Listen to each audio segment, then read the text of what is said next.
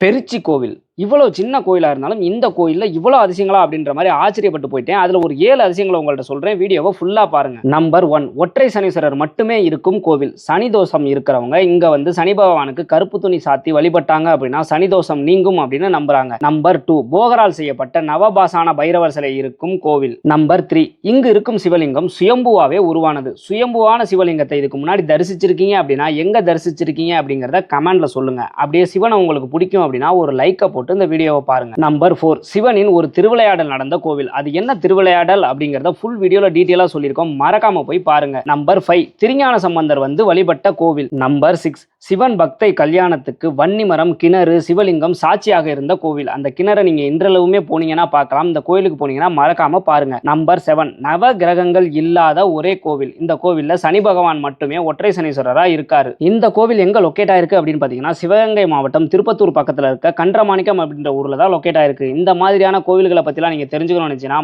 மறக்காம நம்ம சேனலை சப்ஸ்கிரைப் பண்ணி வச்சுக்கோங்க. இந்த ஒரு வீடியோவில் சந்திப்போம். பாய்.